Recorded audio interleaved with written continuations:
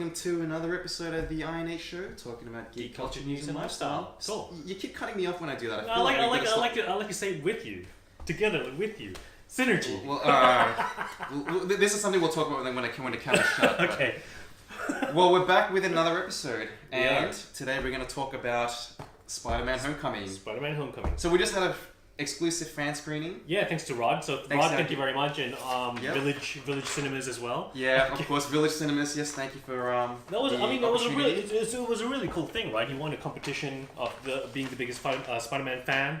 Obviously, that's a no-brainer that he'll win. If any of you guys seen one of our older episodes where we actually took a tour through his house with all his collections, it's not just about Spider-Man though, but it's a bit of everything, right? Yes, Marvel, Star Wars. Yeah, just everything is crazy.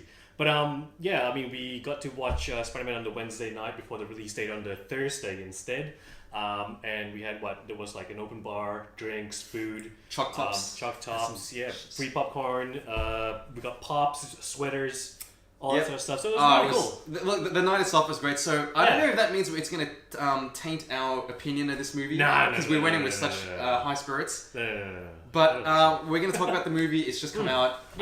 Spoiler free. I really enjoyed it. I highly recommend it. If you like any of the MCU movies prior, this is a great addition, and it holds up very well with any of them. Cool. I mean, I absolutely agree with you, and I don't like it when we film things that we agree on. I prefer it when we disagree on things. But absolutely right in saying that it's just a really fun movie to watch.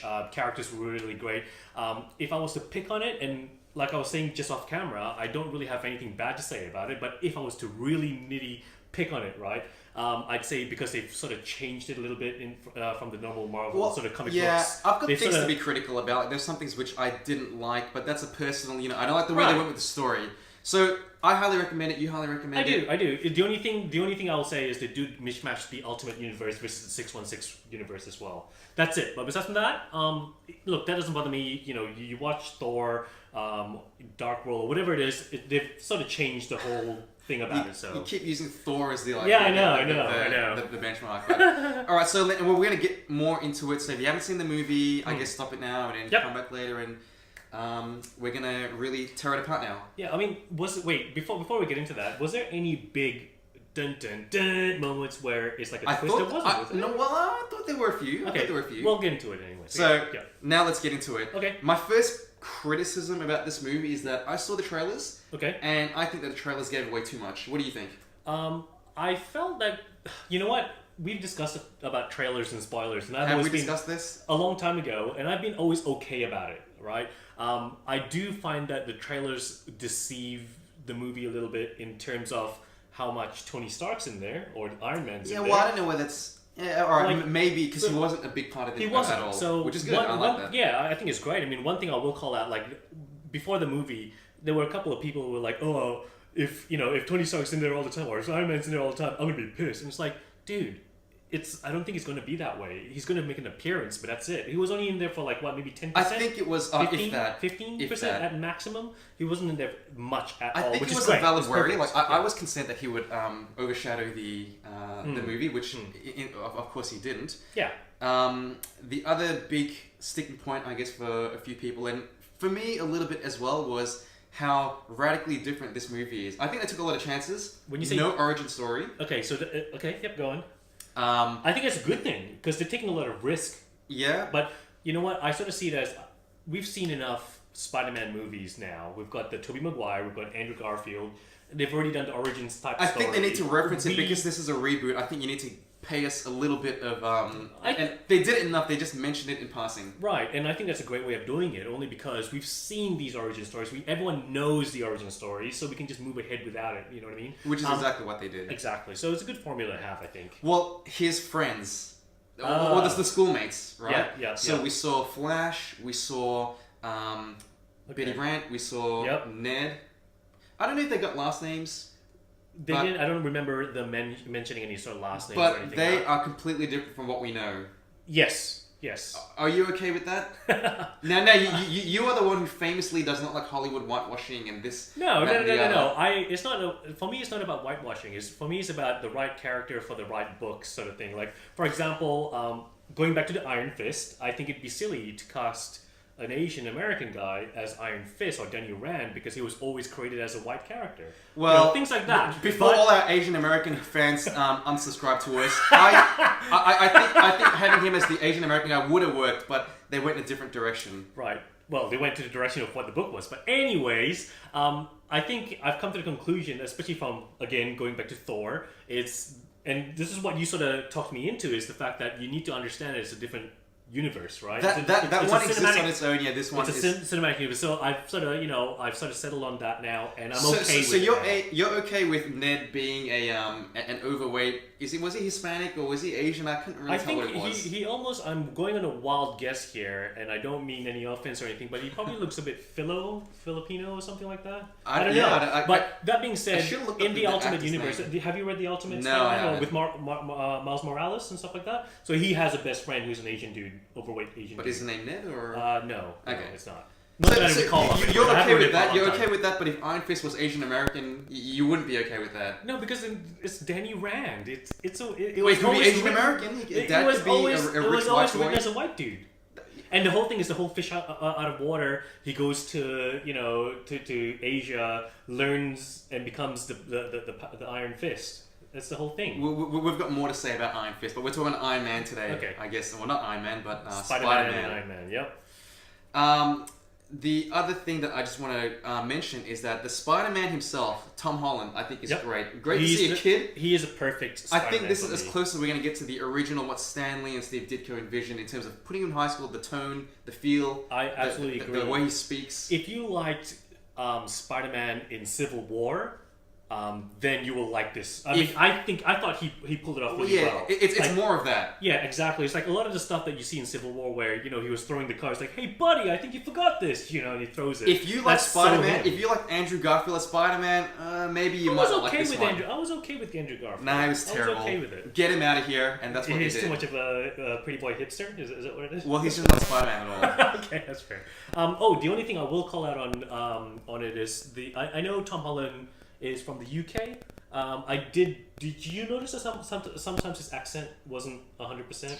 To me, anyways. I don't. It didn't bother me. I didn't pick that up. But what did you think about special effects? Because you've got an eye for these things. I was okay with it. I was okay with it. To be honest, that's funny. I thought someone was with it. The only part that I would pick on is the last scene with the Vulture, with the fire and all that. Sort of, that looked a bit off. The plane that was going through the city, it looked a bit fake, but. Overall, you know what? I just had a lot of fun with it. And I think that's the whole thing is the fact that from the start all the way to the end, it was just a really fun movie. So I just enjoyed myself the whole time. I fully agree with that assessment. I still have issues. My big issues are, number one, the suit.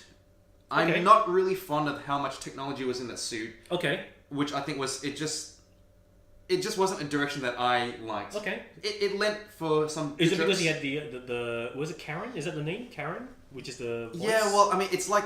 I've already got Iron Man, so I don't need Spider-Man in But I guess Tony Stark did make the suit for him, so that's... which again, it works within the context of the film, but it's a direction that I wouldn't have... You didn't really care for. There were parts which was funny, like when he was changing the different modes of those web shooters. It lent for some light moments, which was... It was good. It was funny. Yeah. I thought the villain was great. Normally, to me, the weaknesses are not so good villains. Right. But this villain, I think, was great. He was relatable. I knew who he was. Michael Keaton was really menacing in that. He plays a villain really damn well. He just has he played other villains before? I feel like sure. I'm sure he has, but he felt really menacing. You know what I mean? Especially when in the car scene. He felt believably dangerous, and that's the thing. Exactly. Like, he's threatening. With things like Guardians of the Galaxy, we got these plots where they want to destroy the universes and whatever. But you didn't get scared or anything. Yeah, there's no... You knew that he was going to walk out. But whereas with this one where you have a character who's believable, it's like wrestling. Like, if I believe the villain, then it makes it all the more immersive. You talked about, are there any twists or any turns or anything like that? The trailers, of course, gave away a lot. And I don't want to spoil anything for any people who are... have no choice but to listen to my voice right now. But there was one part which I thought was a little bit of a twist. Do you remember the scene where Spider-Man, where Peter Parker goes to pick up his date at the homecoming? Yeah. Oh, and he opens the door. Yes. Now, the audience that we were in reacted the perfect way to that. That was good. And to me, it was like, funny. Oh, this is... I didn't see that coming at all. Yeah, that's very true. Okay, that's a good point. And of course, people who've seen it know what I'm talking about. I hope people who haven't seen the movie, can still walk into this film and enjoy it for what it is. That was a great scene as well. The way it was done, executed as well. Like he was constantly looking. He's great, and he's a kid. It's just nice to see Spider-Man as a kid again.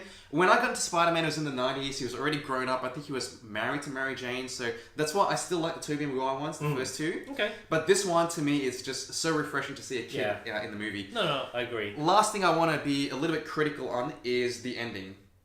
The last scene, the way it tied up this movie. Do you remember what happens in the movie? Are you talking about the MJ? Yeah. No. Well, actually, yeah. Well, first of all, MJ. You know what that reminded me of? What's that? You know Dark Knight Rises, right? Yeah. At the end where, what's his name? Blake? Officer Blake? Jonathan Blake. Yes, he goes, try my real name. Oh, it's like... you're Robin. Robin. You should use your real name. Yeah, so it's like, it was Batman and Robin all along. And this one, it kind of felt to me like that Michelle is like, call me MJ. It's like, okay, so she was MJ all along, but she was MJ in name only. There was nothing about it. I don't know where they're going with that, because the whole MJ, her name is Michelle, MJ, Mary Jane. Well, she's obviously not Mary Jane, so... they could introduce a Mary Jane. They could introduce. I guess that's what I'm wondering. Will they introduce an actual redhead Mary Jane? Why do that if you've already given us an MJ? So that's something which is a little bit odd to me. Does that mean there's not going to be any Mary Jane? Because they kind of set this character up, or this actress, to be a recurring character. So right. A potential love interest, I guess, is what I'm trying to say. The last thing is at the very end, regarding Aunt May. She opens it. Oh yeah, she's like, what? Again, I'm trying to talk about this in such an ambiguous way. I don't understand where they're going to go with this. Well, why do that if you're blown away a lot of the stories that you can do with it, isn't it? Yeah, true. So again, that's not really. It's a criticism because I didn't like it. Okay. but I didn't love it or hate that really? Section. I just didn't know. I just in my mind, the first thing, away a lot of possibilities for stories. That's the thing. That's exactly where my mind went. It's like, what are you going to do now? Because if Aunt May knows that Peter Parker is Spider-Man, what are you going to do? Because in the books, she doesn't find out she doesn't find it till she's forever, right? It's like what? And then I believe, unless I'm mistaken, she does find out, she gets mind wiped or whatever it might be, and all that sort of stuff. So yeah, I don't know where they're going to go with it, to be very honest with you. So that was my only concern. Again, I don't hate it, but I was just concerned as to where they're going to go with all this. Who is this MJ, Michelle, whatever? There's definitely enough for me to want to keep coming back. I think Tom Holland alone is enough to keep people watching this movie. That's really freaking good. Now, a few last things as we finish off. Stan Lee as the Watcher. Remember we had this theory? Yeah, right. Now, do you still buy into this theory? This ridiculous theory? It's not that I bought into the theory. I read it online, and if that's what they end up doing, I'm not going to be like, this is a terrible idea. It's like, okay, fine. It's going to take a lot. It's going to take a lot of retconning for me to believe. I mean, he appeared in that, but he's just another the guy in the window, right? With the cars, the car alarm scene. It was a great scene, but I just don't think that fan theory that he's one of the Watchers. It just seems so wild and ludicrous to me. But I feel that they can sell it pretty easily because he's always in all the different sort of Marvel Universe movies. Yeah, I guess. I mean, he plays a dumb Watcher, I guess. Is that his role? I don't know. It looks like it if that's the case. One thing I will also say, I do like the fact that they made the Vulture's, I guess, costume, if that's what you call it, in practical sort of matters, right? In the fact that... Did they? The fact that the Vulture has the claws on the feet, but not because he's a Vulture, but... but they didn't actually make I thought you meant they crafted a suit. Oh, no, but yeah, in the fact that they used it in the movie in a very smart way of he goes around stealing things, so it's like these claws to pick things up. To get his cargo. Yeah, and that's literally what... And you know what, that's one thing I love about the Marvel Cinematic Universe is the fact that if you think about stuff like that all the time... do you know what I mean? Like it only making works in the more practical type thing. Another thing which I wasn't really hugely fond of was the way they used technology. Like they had the the phase you can create portals. The window thing. That was a very comic book sort of thing. Yeah, it was a very comic book. Which is fine. They're not going for the DC super real world grounded in reality sort of thing. I mean, I think it was just a bit weird to see it for me. Yeah, I mean, I think they had a pretty damn good balance of everything, like story, fun, seriousness, action. character development enough. Everything seems good. This movie was amazing. It was spectacular. What else can we say was incredible? Is there incredible? No, there is no. The superior, I think, was too spectacular. Spectacular, whatever else. Look, it was a great movie. I highly recommend it. I do too. It's very different from Guardians of the Galaxy.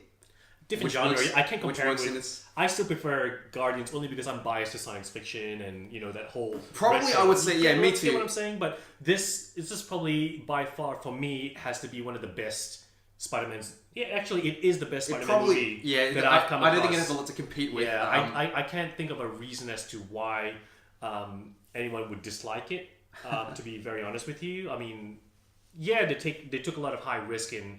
Not doing the origin story and all that sort of stuff, but you know what? Take it as it is. Well, it's even a good, fun movie. The whole feel of this movie is very different. There's a lot of fun. The end credits were fun. Everything about it was great. So, anything else you need to say about this? How many stars or Spideys are you going to give this out of 10? Out of 10, I would probably give it about an 8.5. 8.5. I would give it a strong 8 as well. I think it was very enjoyable, and it's. I just can't wait to see Tom Holland again as Spider-Man. One last thing I wanted to ask you: this was a collaboration between the MCU and Sony, right? Working together. Yeah, I don't really know about. I'm just curious because I'm pretty sure it's Sony still owns the rights to Spidey. Well, I wonder why. And that's why handed it over to the MCU to say, hey, could you make? And they said, okay. So I'm curious as to what's going to happen next. Are they going to? I wonder why. That's why there's. I wonder whether that's the reason there's no MJ or Mary Jane. There's no Gwen Stacy. There's no origin story. But you know what? It just shows a clear example of what could be done if Sony plays ball and the MCU guys plays ball. If they play ball, we're going to have a Venom movie, which I think is completely different, right? It is. It's supposed to be dark. Well, but not related to this at all. To this it's got no Spider-Man in it apparently. But how you have Venom without Spider-Man is I have no idea. Protector? I don't know. Maybe it's his own sort of thing. But yeah, I mean, what I just wanted to say is it's a perfect example of how things could work. Fantastic Four, all that sort of stuff. If Sony just plays ball and sort of say, hey, let's do something together, opposed to no, I want to keep the rights, so I'm gonna bash out really quickly a film so I can actually keep the rights to it. Which is a bit crazy, anyways. Well, that's just whatever. No, look, I fully agree. I just wish, being the DC fan that I am, that DC would get their act together as well. Fingers crossed, man. It's looking optimistic. Well, let us know what you guys think. Leave us a comment below. Subscribe, share our content. Otherwise, we will see you on the next INH show. And most likely in Fan Expo and Baltimore. Okay, bye!